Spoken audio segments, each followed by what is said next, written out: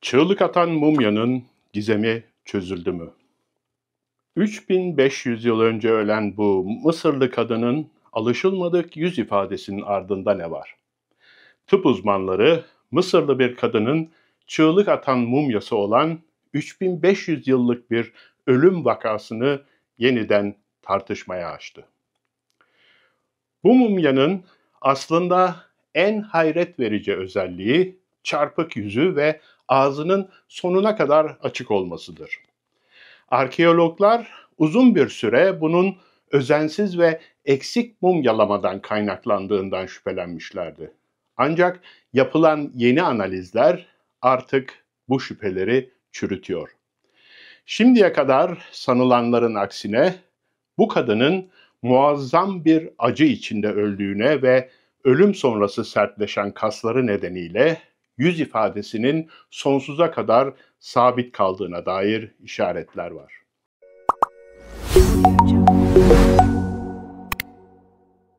Eski Mısır'da bedenin mümkün olduğunca iyi korunması, öbür dünyaya geçiş için önemli bir ön koşul olarak kabul edilirdi.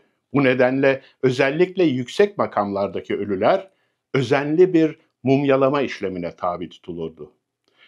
Bu mumyaların birçoğu bugün hala korunmakta ve Mısırlı seçkinlerin görünüşü, sağlığı ve ölümleri hakkında bize eşsiz bilgiler sağlamaktadır.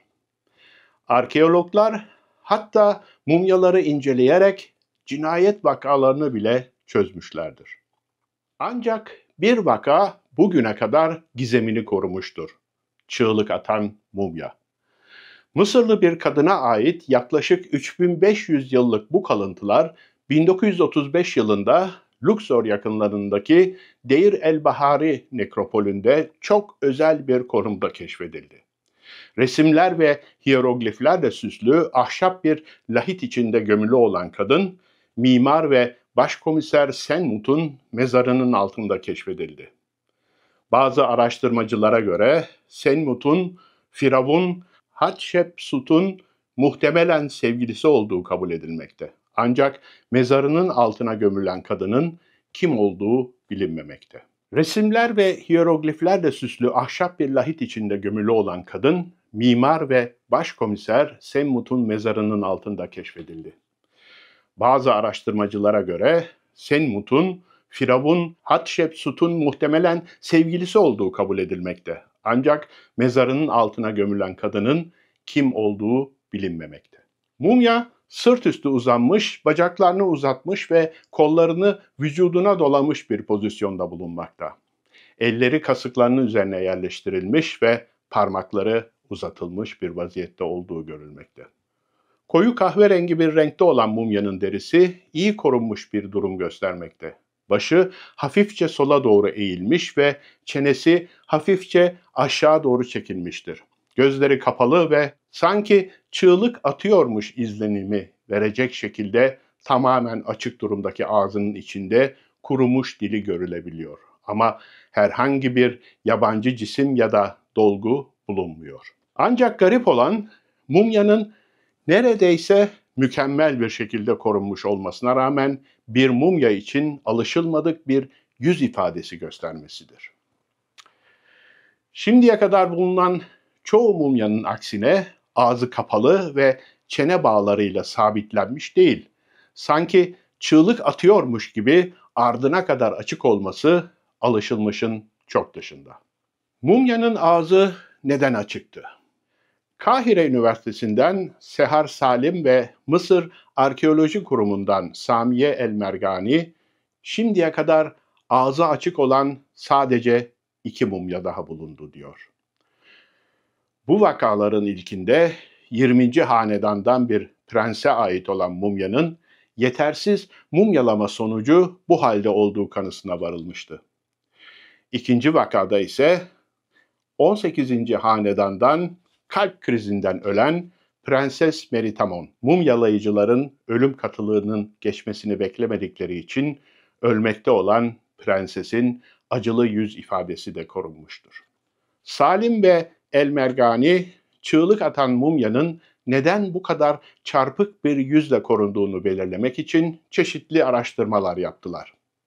Yüksek çözünürlüklü bir bilgisayar tomografisi kullanarak sanal bir otopsi gerçekleştirdiler ve ölü kadının deri, saç ve özenle düzenlenmiş peruk örneklerini X ışını saçılımı, spektroskopi ve taramalı elektron mikroskobu kullanarak analiz ettiler. Yapılan analizler şunu ortaya çıkardı. Uzun süredir varsayılanın aksine cesedin çarpık yüzü yetersiz veya özensiz mumyalamadan kaynaklanamazdı.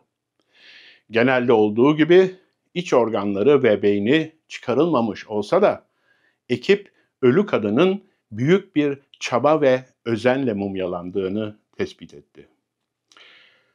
Mısır'da bulunmayan tütsü ve ardıç reçinesi de dahil olmak üzere kullanılan malzemeler de aslında bunun bir kanıtıdır. Salim, bu Mısırlı kadının pahalı ithal malzemelerle mumyalandığını kanıtlıyor. Tutankamon'un mezarında da tütsü ve ardıç bulunuyordu diyor. Mumyanın iyi korunmuş olmasıyla birlikte bu durum iç organların çıkarılmamış olmasının kötü mumyalamaya işaret ettiği varsayımını da çürütüyor. Ayrıca 18. hanedan firavunları ve yakınları için mumyalama işleminde beyinlere dokunulmaması da bir gelenekti. Mumyanın bir hastalığı var mıydı? Bu bulguların ışığında çığlık atan mumyanın açık ağzının nedeni muhtemelen kötü mumyalama sonucu değildir. Ama o zaman ne oldu da kadının ağzı açık kaldı? Salim ve El Mergani bir sonraki adımda Mısırlı kadının ölüm nedenine ilişkin ipuçları aradılar. Analizlerine göre kadın öldüğünde yaklaşık 48 yaşlarındaydı ve sağlığı nispeten iyiydi. Ekip CT taramaları kemiklerde, eklemlerde ve omurgada orta yaşlı bir insana özgü hafif dejeneratif değişiklikler gösteriyor dedi.